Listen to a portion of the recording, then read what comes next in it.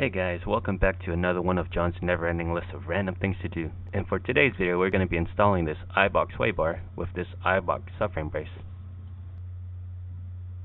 Now before you begin, you want to chalk off the front wheels so your car doesn't roll forward. Didn't slide under your jack. This is a good jack point right here. Now you want to jack up your car high enough so you can put a jack stand underneath.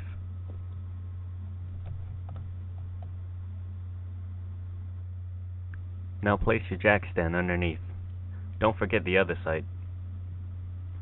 Slowly lower down your car. Now let's remove this jack. So this is the view from the back side of the vehicle.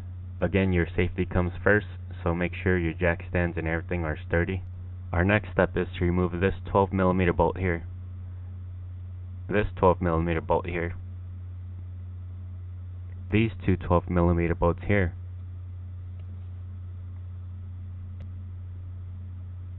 And these two 12mm bolts.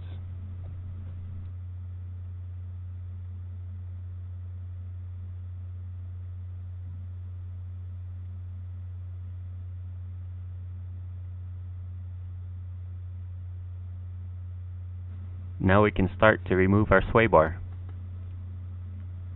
I worked from the passenger side and slowly pulled it over. Just slowly work your way out. At this point, I believe one of the end links was stuck. I just moved it around so I can slide it out. Eventually it came out.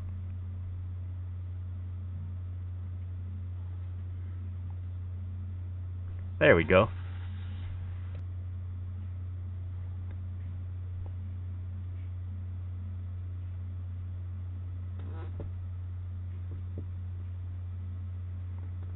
At this point, my D-bracket was also stuck, so I decided to remove it.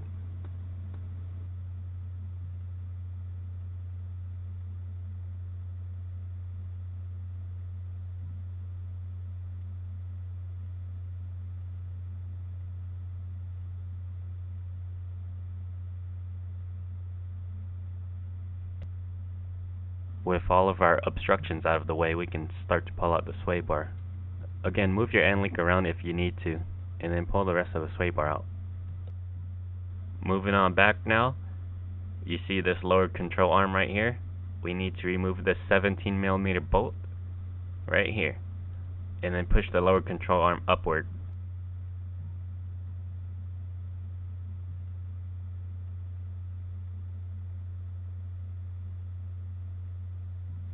Use a pry bar to pry the lower control arm in the upward position, like so.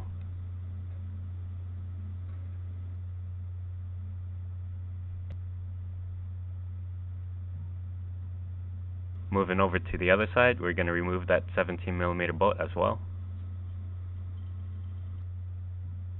Again, using a pry bar, you want to pry the lower control arm in the upward position.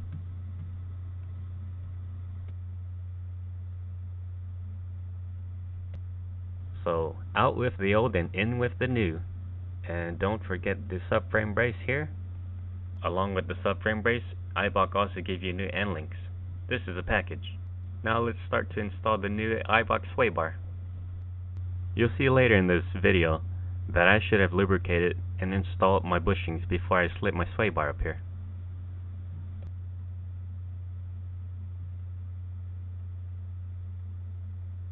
At this point in time, I struggle a little. Don't do what I did. I thought I was supposed to install it in this downward position. It's supposed to be in the upper position. Don't do what I did. Learn from my mistake.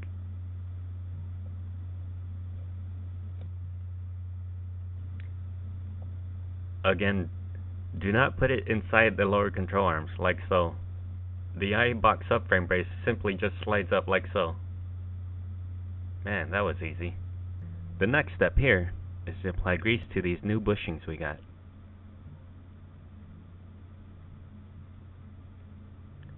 Press in a good amount of grease, like so. If you're worried about not putting in enough grease, look at this hole. Look at the D-bracket. With the grease gun you can shoot in more grease.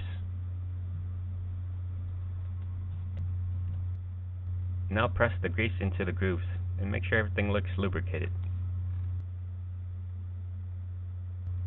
Apply more grease if you have to, and then work it into the grooves again.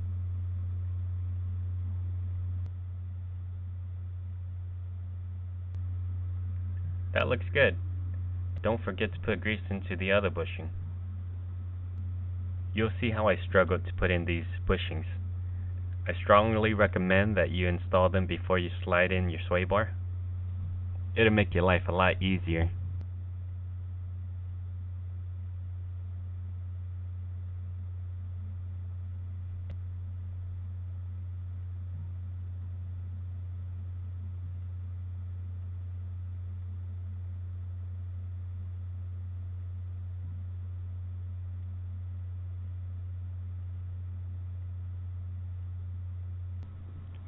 Putting my subframe brace up once again because it fell earlier. I would suggest working on one side first, so choose a side, whichever side you want to work on.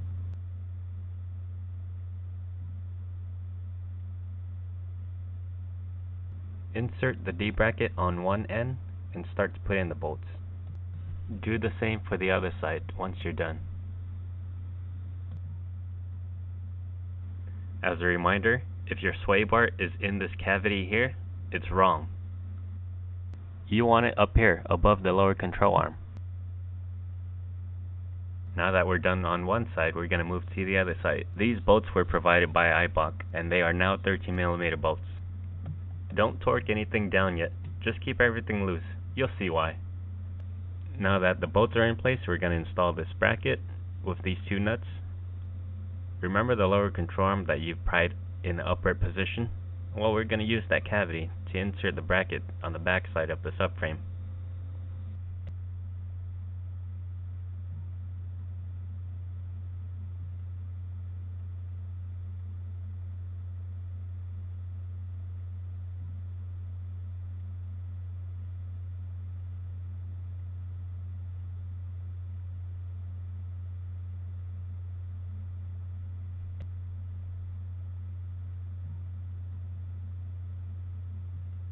This is a tight space, and I was only able to get the bottom nut in. But if you look at the top, notice how much thread I put through. Since my hands couldn't fit through to hold this nut in, I used a needle nose plier. Place the nut on the thread of the bolt, and then bolt it in from the other side.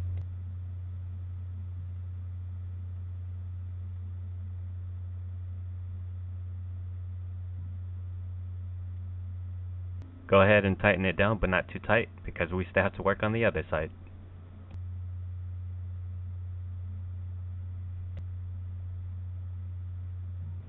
And this is what it should look like on the inside. So now we're here at the passenger side. We're going to insert our bracket.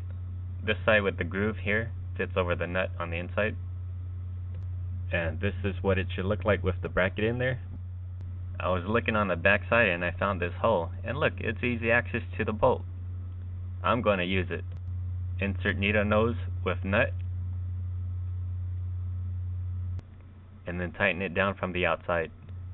Again, needle nose and nut on the top now, and then tighten it down from the outside. Now this is what it should look like. Now we can work on our new end links. They don't come pre-configured, but Eibach gave us instructions to adjust them 80mm across, like so.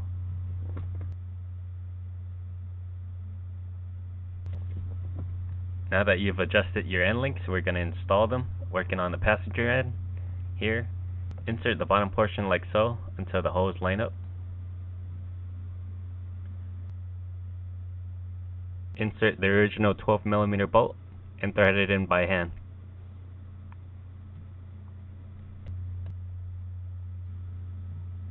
If you have an adjustable sway bar, choose the setting of your liking. If not, put it through the hole, like so. Insert the washer, followed by the nut, and tighten it down by hand.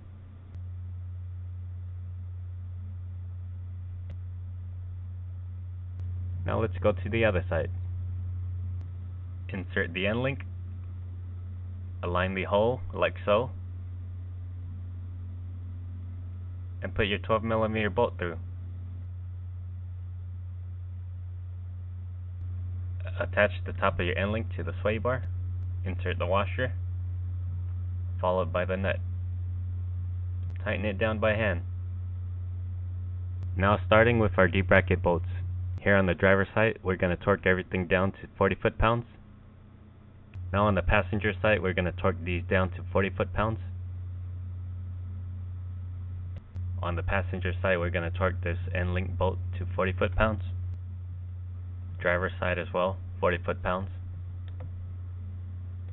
All 4 bolts on the back side of the subframe brace torqued down to 40 foot-pounds. If you can't fit your torque wrench for the top bolt, use your ratchet. Try to get as close as you can to 40 foot-pounds.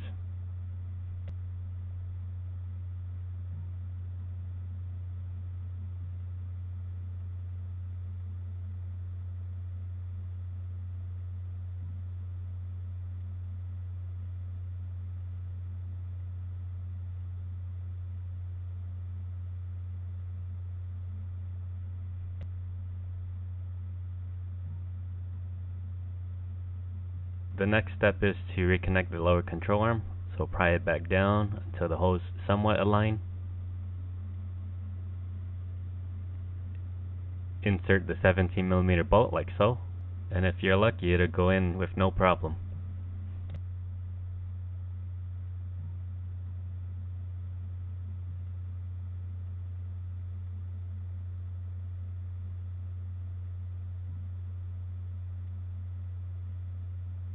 Torque this down to 80 foot-pounds.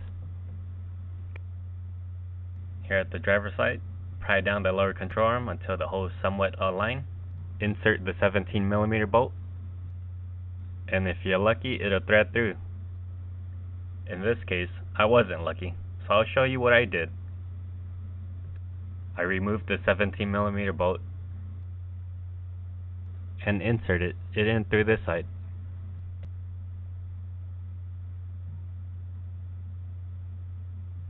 Thread it in as far as you can, then remove it.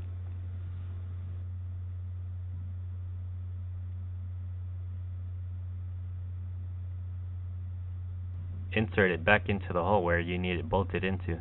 You will find that it's perfectly aligned.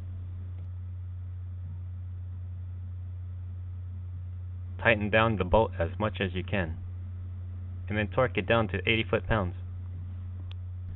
11/16 bolt, 11/16 nut. Tighten it down to 40 foot-pounds.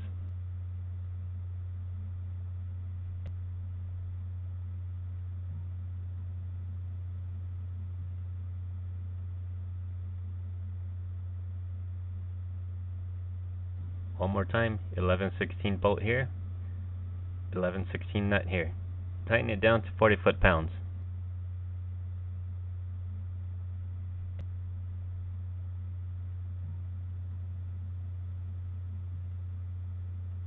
Now let's have one final look at our final installation here. If you found this video helpful, go ahead and give me a thumbs up, and maybe even consider subscribing. And I will see you guys at my next never-ending list of random things to do. See ya!